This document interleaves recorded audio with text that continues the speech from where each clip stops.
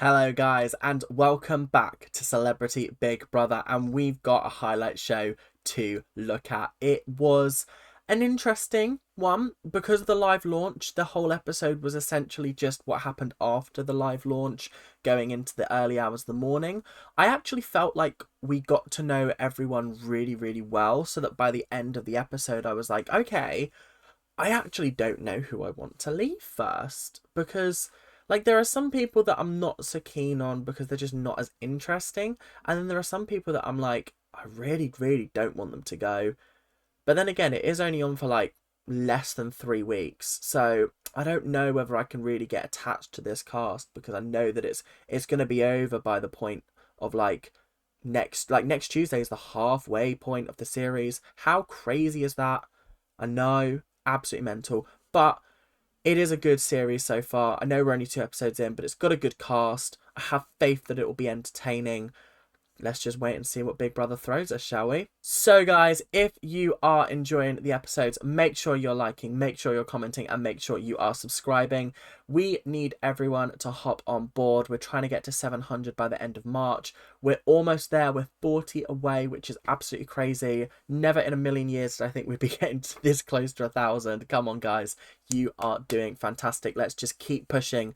Don't make Mr. Glasses Man come back out. I forgot what name I gave him, but don't make him come back out because he is scary and we don't want that. But if you guys are enjoying, like I said, make sure to subscribe, and I'll see you guys when we get back into the video. So, interestingly, we started a little bit further back than I expected. I expected it to pick up like straight after where we finished off in the last episode, but nope, they gave us some more sort of tea from inside the house during the live launch, which we didn't get to see in the actual episode.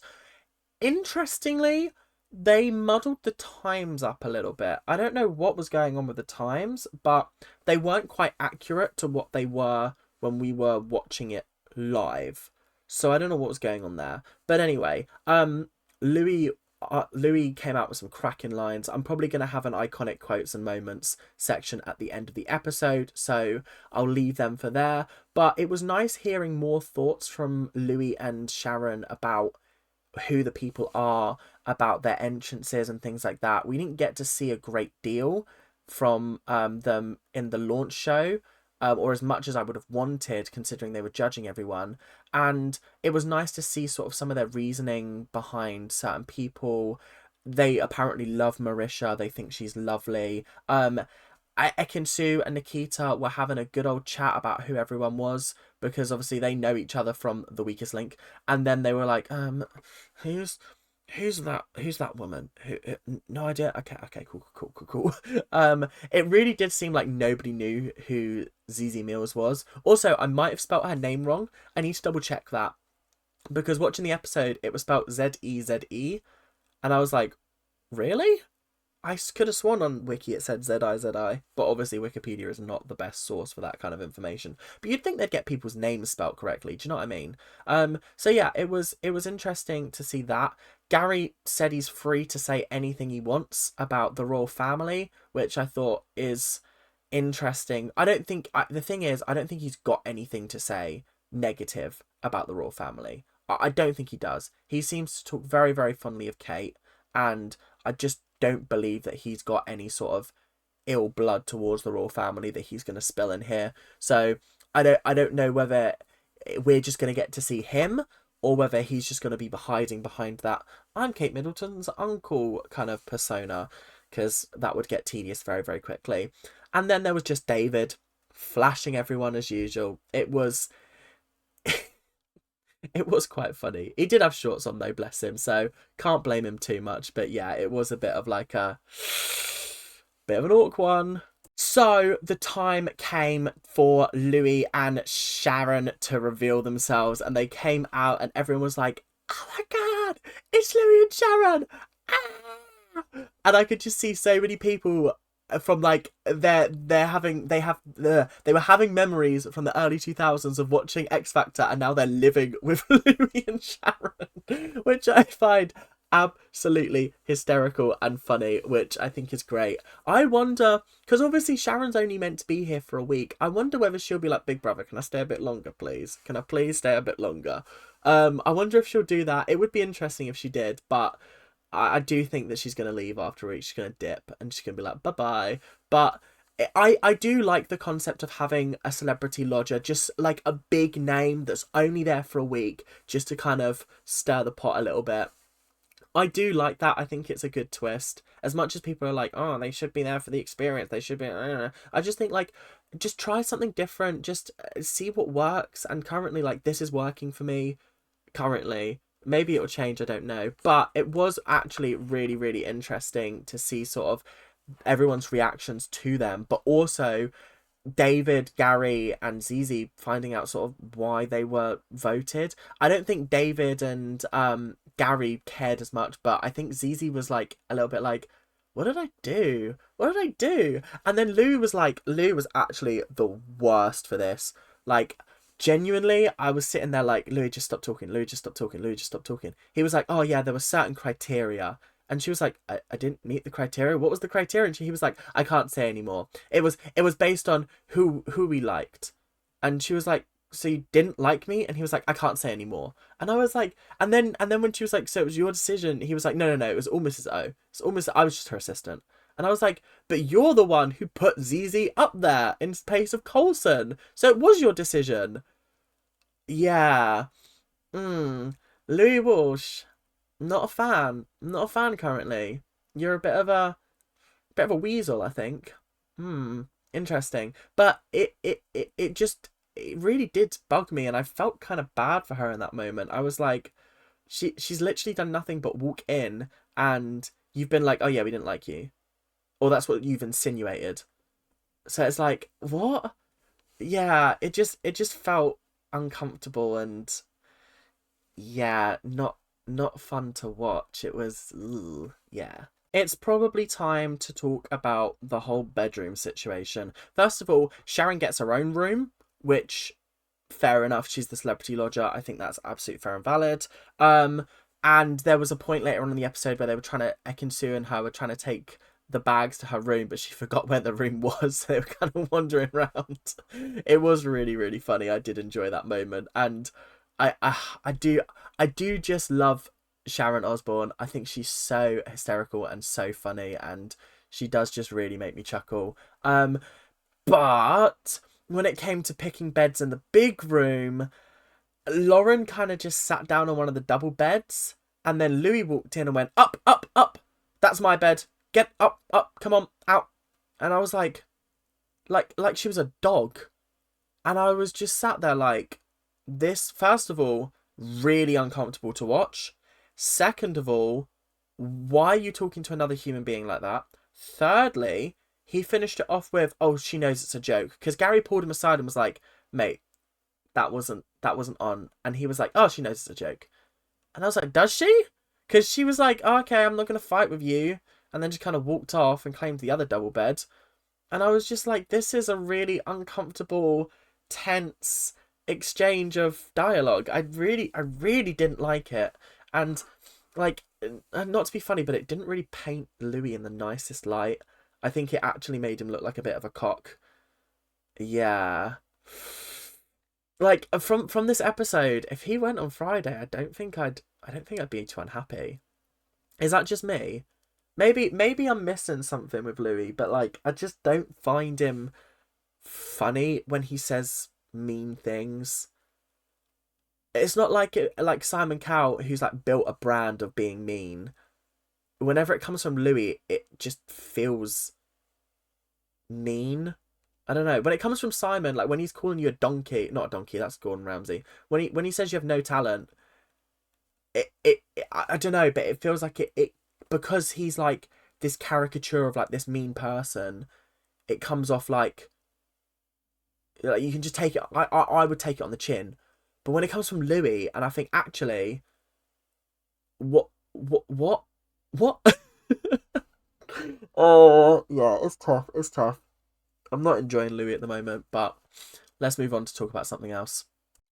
I'm going to talk a little bit about Ekin-Su now. Now, as you know, big Ekin-Su fan over here, and I actually feel like she's coming across really, really genuine and really, really lovely on this show.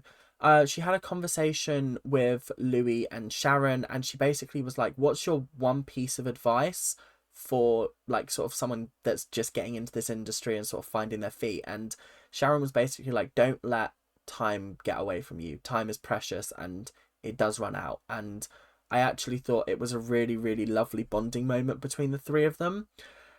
Louis is a bit weird with Ekin-Su. He was trying to get Ekin-Su in a bed closer to him, and I wasn't sure whether it was like whether it was in like a because we're buddies, or if it was like in a little bit of a, like a creepier way. I don't know. It just made me feel a bit icky, and it reminded me of the whole Mel B situation. I was like, ooh, not a fan, not a fan, but it is what it is. Ekin-Su was also having a lovely chat with Bradley about sort of how she has different animal themed slippers, I think she was saying, but like when she's in a mood, and he was like, I have animal headbands, and she was like, oh my god, we're gonna be besties, and I was like, this is really sweet, this is really cute.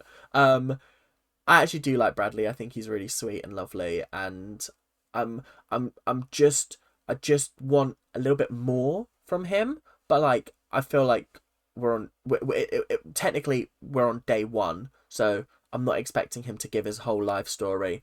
But someone who did give their whole life story was Ekin-Su, and she was talking to Fan in the bathroom, and they were just having a wonderful conversation.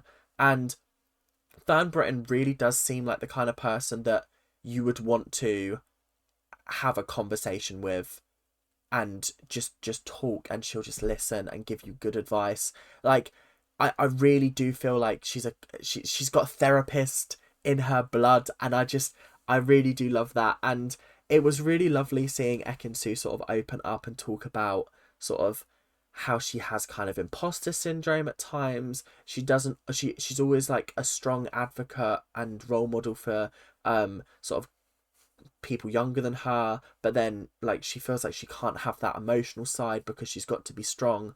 And Fern was basically like, listen, people will think you're stronger if you are emotional and you do make a point of showing it, because then they see that you're actually human, that kind of thing. And I was like, yeah, that's a really, really good point actually, and really, really good advice. Honestly, on the whole, Ekin-Su, road to victory might be yours. It might be yours. I don't know. We'll have to see how things change. But like coming out of the first episode, Ekin-Su had some really, really beautiful moments with people, and it really sort of it gave me flashbacks to like Trish when she used to talk to like Henry and Jordan and that group. Did she ever have those kind of chats with Yinren where it was like really deep? I don't remember that.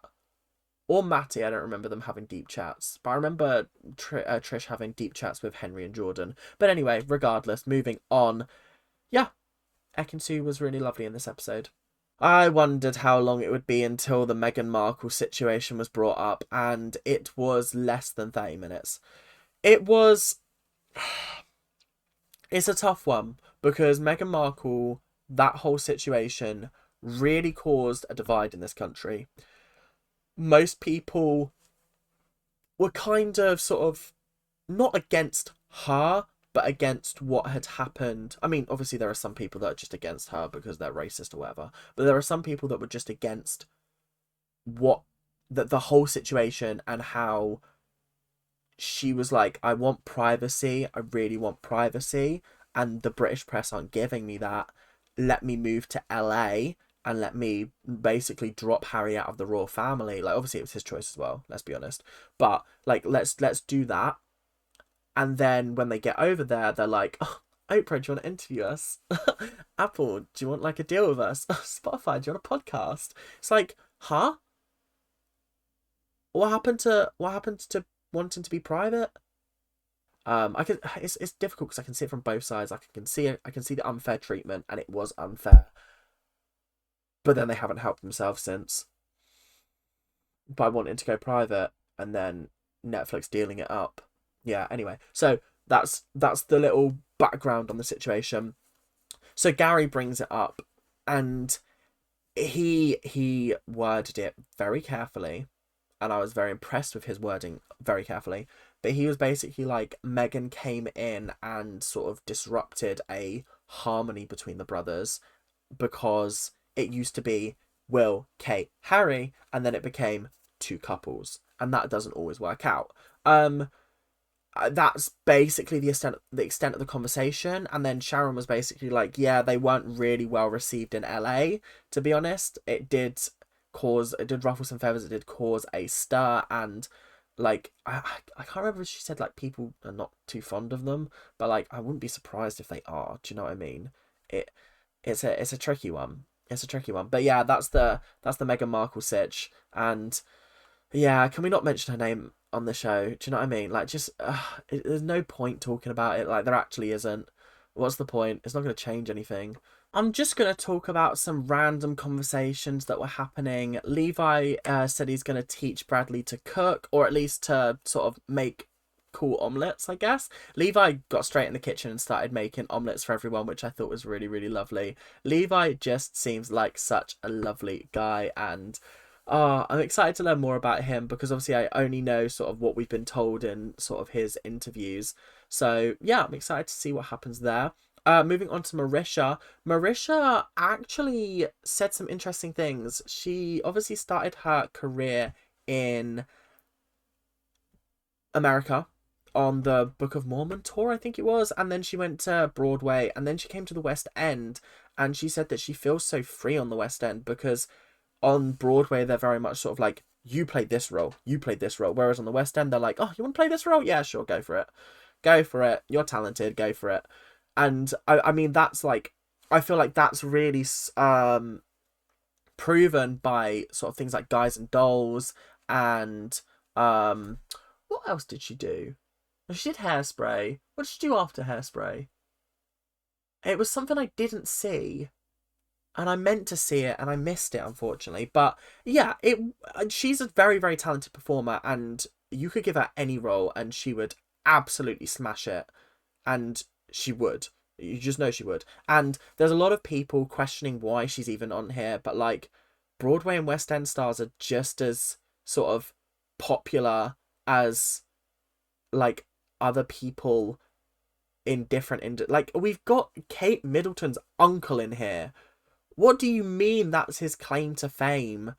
This woman is talented. Why are we questioning why she's on the show? I think more Broadway and West End stars should be on reality TV like this. That's my personal opinion. But we're not ready to have that conversation yet, because people don't see them as celebrities, even though they're talented. And like, they give a fuck ton more than some people who are, yeah, anyway, I'm not gonna keep ranting about that. But it was interesting to hear Sharon talk about Ozzy, and talk about sort of how she's apparently planning to move back or spend more time in the UK than she does currently, which would be nice. It would be nice to see her more in the UK. She apparently moved out to America in 75, which is crazy. Which means like that was about what, 39 years ago. No, no, 40. Wait. Oh, brain maths. 50, 49. That was 49 years ago that she went out there. And damn, that's actually crazy. That's actually a crazy amount of time. Wow. So yeah, she says she's planning on like moving back, which I thought was quite cool.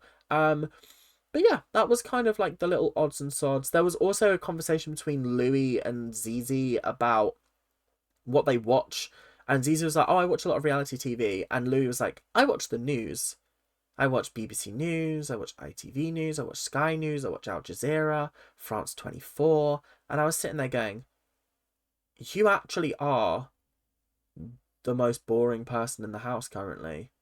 How are you telling me that in your free time you watch the news? And Zizi's sitting there going like, but oh, don't you find the news depressing? He was like, no, I like to know what's going on. And she was like, well, so do I, but I can't watch it without getting depressed.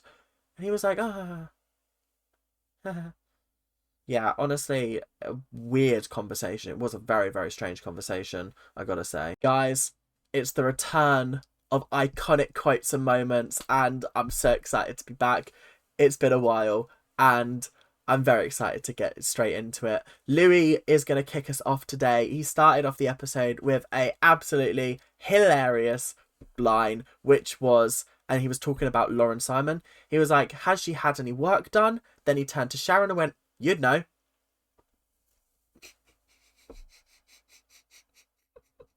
I don't know why I found that so hysterically funny. Like, genuinely cackled.